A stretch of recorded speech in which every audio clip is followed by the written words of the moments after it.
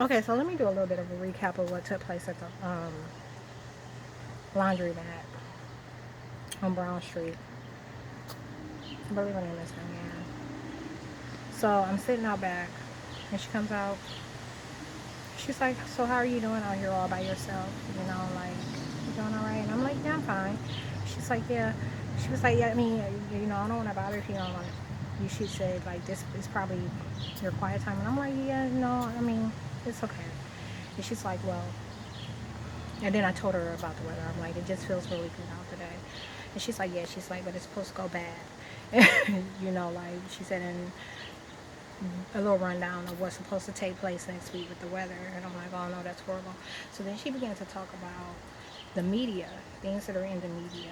She was talking about the Floyd case, the situation with him dying in the custody of police officers. And, you know, she was talking about she don't understand why. She was mad about well, not mad.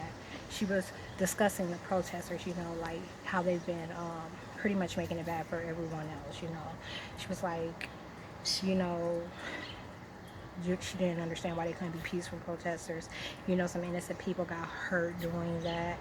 And pretty much, she understood that people were just tired, and she didn't understand why, everyone couldn't get along.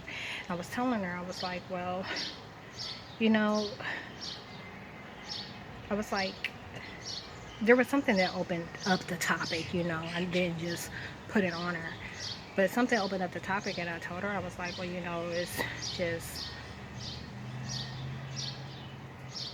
a covert profession. I was talking about how police officers are a covert profession. And then I was talking about something else. But during that conversation, I mentioned eugenics. And when I mentioned it, she was blown away. Like, she had that reaction where they get stuck, you know. And so anyhow, right after that, I'm like, oh, I gotta go, So I go inside and I check my clothes, and she's like headed in too, because I guess someone needs change. But on her way in, when I turned around, I call her giving the guy. So black guy there, I told you this whole parallel reality and artificial technology, how they manipulate identities and situations, the arrangement of furniture, the identity, who you're actually speaking to. So she kind of gave him the hell yeah face, like mission accomplished, because she didn't expect, she was informed. She didn't think that I was going to talk to her. But when the conversation started, you know what I'm saying, she's like, oh, sweet, you know what I'm saying? So she gave him the hell yeah face. And, he went on about his business. She went out the door. And I went, something I really don't ever do, back to the same spot. She came back out. And, she was talking about these things some more. And I told her, I'm like, look, you know, it's just the end. Like, she talked about Trump. She talked about, weather in different places. And, asked me whether I stayed in Colorado because of how I referenced it.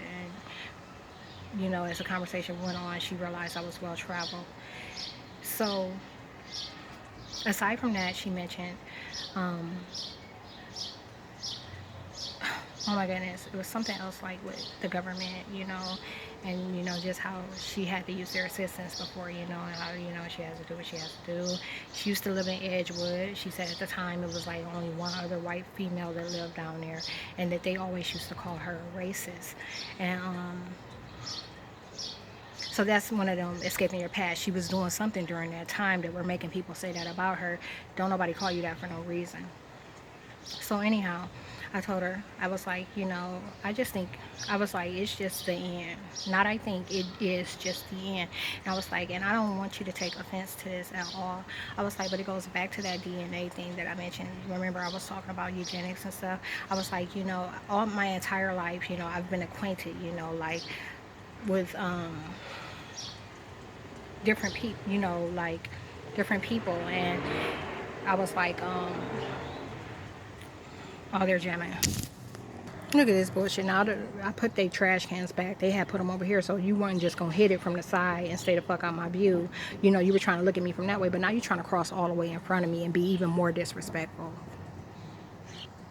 And they still ain't moved their shit. That's been 2 weeks ago. She told me she was gonna move her stuff.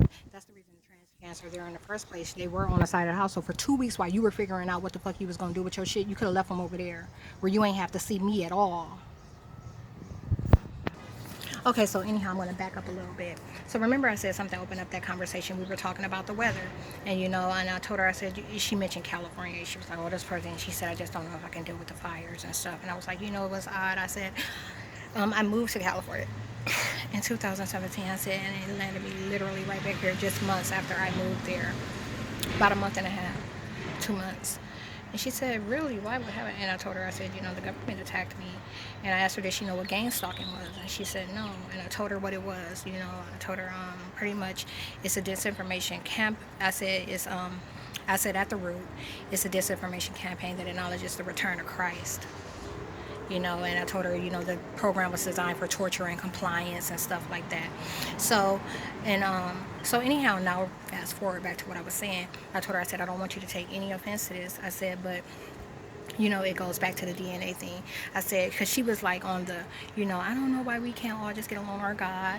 And, you know, white, black, purple, blue, orange, and yellow, green, you know, all of us, you know, just get along.